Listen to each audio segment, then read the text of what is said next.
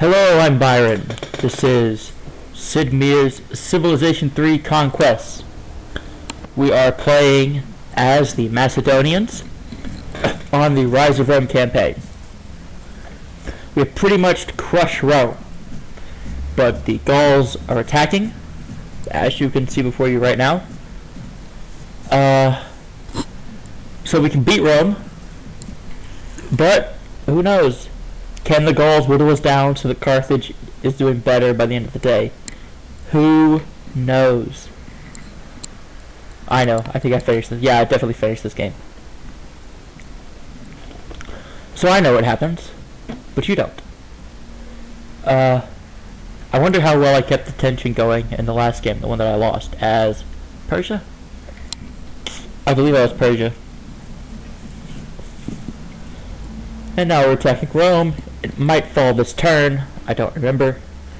I have with me today a large Dr. Pepper, no ice. So I may, during the course of this, casually go over and take a sip, like this. Don't know if you'll hear that, but I may stop. I stop before I yawn. I've yawned sometimes on these recordings. What else have I done? I've just stopped talking sometimes. You don't need to always be talking, but since I'm being recorded right now, I probably should be talking quite a bit, because that's the whole point. Sort of. Why am I doing this again? Who knows? It's been a while since I've been here, for the 2 or 3 of you that watch regularly. But again, my life, my rules. Today's topic is the Mary Tyler Moore Show. I mentioned it a few videos back. I think it was fences that I mentioned it. I said it had a lot of the qualities. I think I have the notes for fences here. A lot of the qualities of life could be got done to fences. And then I got to Homer, how that's a common phrase with Homer. Everything in life is in Homer. And that is... I mentioned that a lot of people also said that about The Godfather. And a lot of people also say that about... Well, no one said it, but I've noticed it about the Mary Tyler Moore Show. Now, it's not the best sitcom, I don't think, but it's really good. I frequently find myself just thinking about it, because things in life happen that make you think of the Mary Tyler Moore Show. And, so, to have this quality, it doesn't actually need to be the greatest of something in order to have this quality of everything in life being in blank. And of course not everything, but none of it is everything. There are things in life that have never been recorded by anyone for any reason. I don't know what those would be, but I know they must exist. Just my gut tells me there are things in life that no one has ever mentioned in any sort of recorded media or spoken in any public forum. But yet it's probably something that we all think about. We just don't think about it when the time comes to go into a public forum. I'm certain those things exist, but I have no idea what they are. Anyway, so like I said, it doesn't have to be the best sitcom, and Homer is not as good as the plays of Sophocles, specifically Antigone. The Godfather is not as good as Star Wars. And yet, Homer and The Godfather have these qualities that Antigone and Star Wars don't have.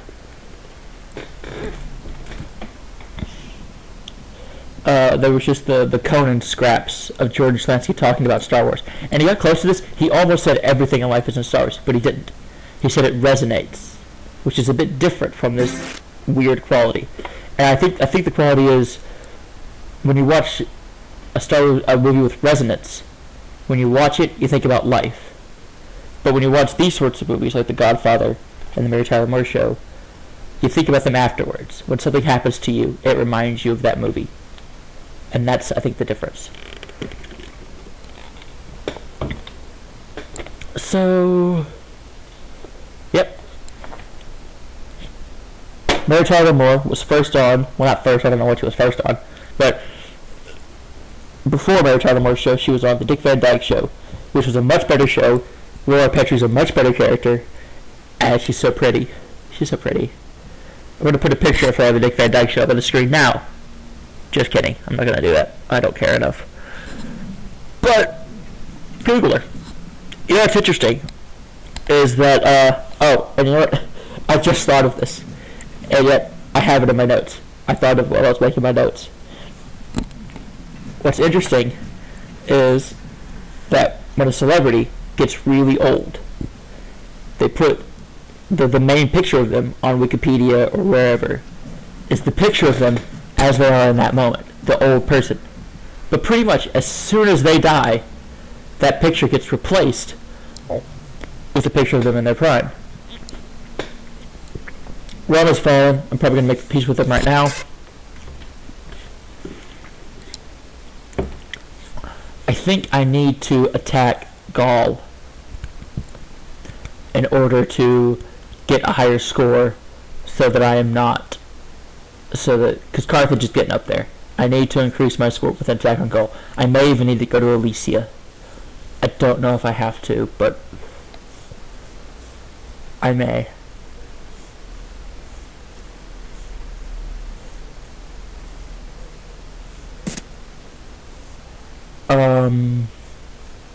Oh, and I looked it up. This is me being trying to get every bit out of it. I remember doing this a lot as a kid. It's just playing around, seeing what the most because see that guy in the corner, he tells you whether or not they're going to accept the deal. But I just play around and see what they'll take and what they won't. And frequently later in the game, they go, "You have a reputation of being a shrewd bargainer." I'm just using the little cheat code thing up here. I mean, I'm just getting the most I can out of every deal. But yeah, I remember when that happened. I was proud for like a second. Then I realized, no wait, I just calibrate these perfectly. I'm not actually good at bargaining. I'm just calibrating the screen here. Anyway, on to Gaul. Do I attack? Am I voting for Forbidden Palace? That's a good idea. That is a good idea. Oh, and I looked it up. I may have said this already, but I did look it up. This was supposed to have victory points, this scenario. They're talking about it clearly as though it has victory points, but yet the actual scenario has no victory points. Now, in the Dick Van Dyke Show, there was a famous episode about the bath. And I was just watching the audio commentary, for reasons that will become clear soon, for the Dick Van Dyke Show of that episode. And it's the one where she takes the bath, and Carl Reiner believes that it was better not to show her in the bath. And he says that people come up to him and Mary all the time, insisting that they saw Mary in the bathtub. And he's like, nope, Mary was never in the bathtub. And he says that's because he did such a good job by not showing her in the bath that they were allowed to imagine whatever. I don't think that's entirely true, because there was an episode of the Mary Tyler Moore Show where she was in the bath and you did see her. And that may be largely what people are remembering. I'm about to sneeze. Excuse me.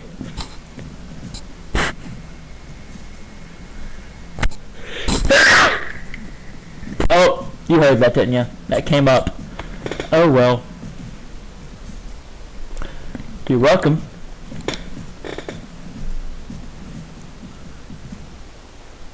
So, that was the bath episode. Dick Van Dyke was such a good show. Mary Tyler Moore was good too. It had Jim Brooks, who did The Simpsons.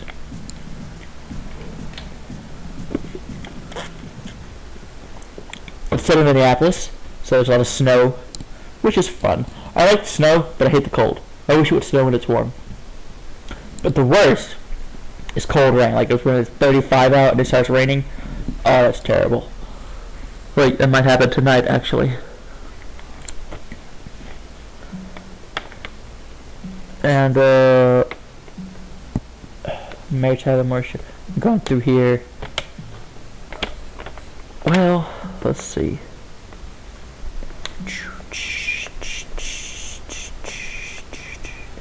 It had one of the great things about Mary Tyler Moore is like great characters.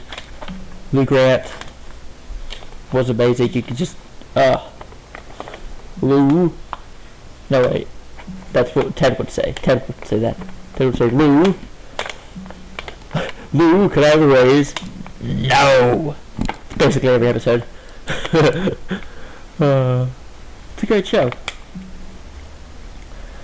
So Lou Grant's a great character. Rhoda's a great character. Ted Baxter's a great character. That's what I have written down here. I really wish I'd have written a bit more so I could expand on it now. But one of the great things about it, about the show and the decorating, the apartment, there's a giant M on the wall. I don't know what about it is about that M, but it's great. Everybody loves it. It's amazing. I should explain. I think I've said this already, but I grew up essentially on Nick at Night. Whoa. Okay, so I think I may have purchased this notebook in February of 2015. That was a long time ago, and how did I not fill up a notebook in 2.5 years? No, wait.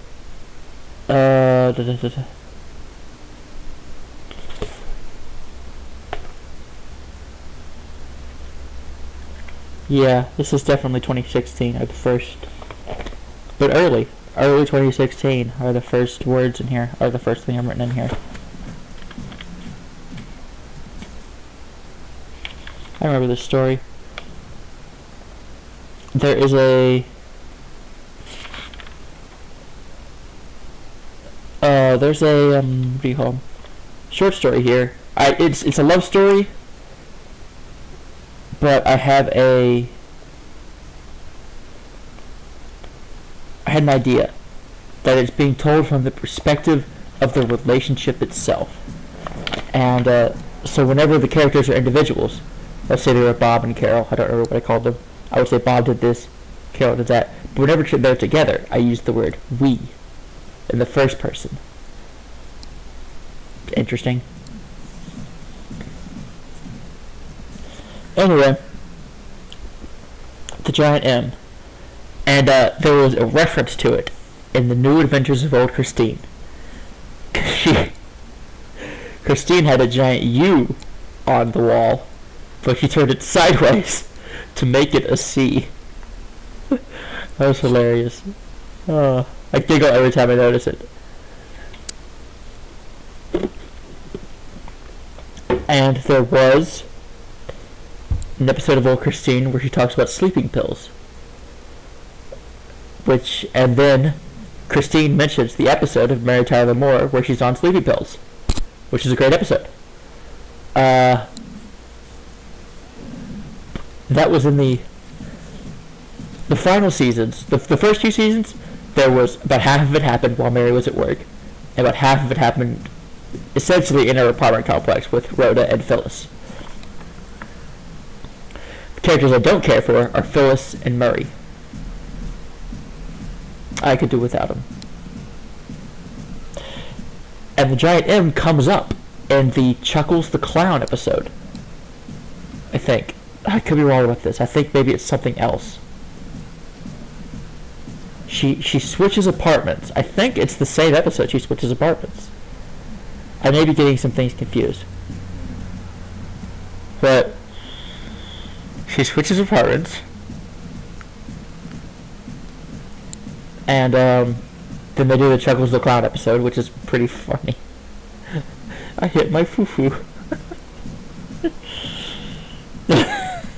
Sorry, I should remember the episode. It's really funny. You should go watch it.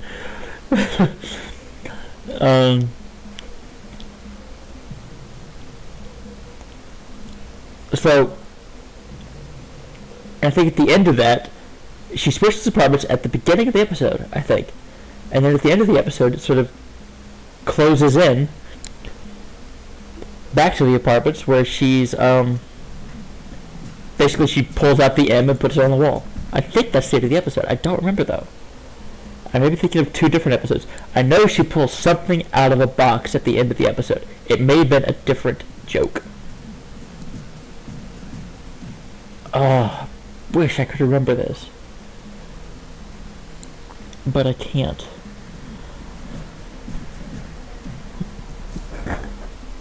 I think at the end of the moving episode, she pulls an M out of the box and puts it on the wall. And I think that's the same as the Chuckles the Clown episode. Oh, I really don't remember though.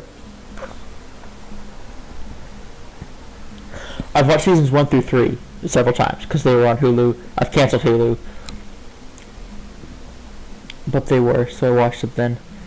And I've watched season 4 a couple of times because it's a little bit easier to get a hold of. Back when I would use torrents, and that was the only one I could find because 5, 6, and 7 were on torrents when I did it.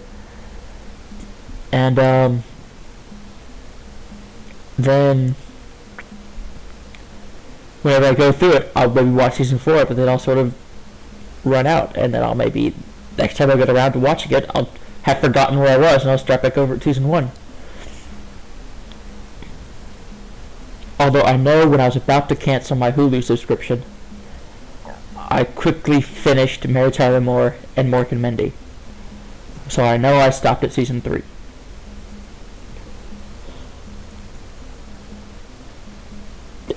Anyway, the show's well written. It's extremely well written.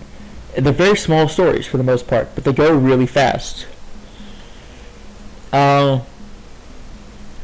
Even if it's not the best episode, one of the first episodes was called Toulouse-Lautrec, is one of my favorite artists, where she dates a short guy. And that's pretty much the model of all the episodes that come later.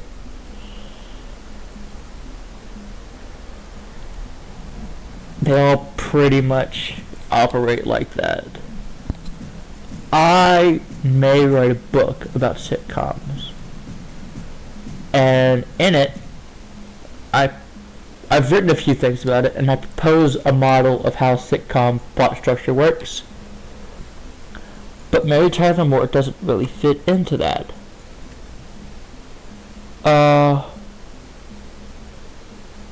Whereas most sitcoms tend to have my idea of sitcoms is more of a vaudevillian sort of pratfall joke. But Mary Tyler Moore operates more like a short story with an inciting incident, rising action, climax, and an epilogue, which is a different structure than most sitcoms, which just has a family sitting around talking about stuff.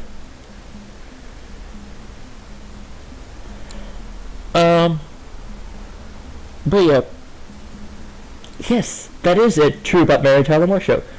A lot more things happened in an episode, even if they were small and mundane and everyday things. I think more of them. Most sitcoms, a thing would happen, and then they'd talk about it. But in Mary Tyler Moore, it was more plotty, where a thing would happen, which would cause another thing to happen, which would cause another thing to happen. I think. Maybe. Huh. Anyway, the show is also feminist. Great for women to watch the show. Young girls, I mean. Because women, they are what they are.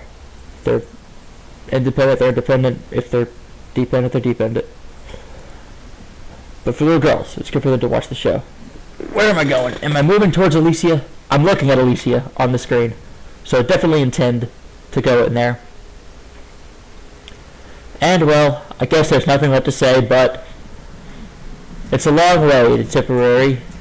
It's a long way to go.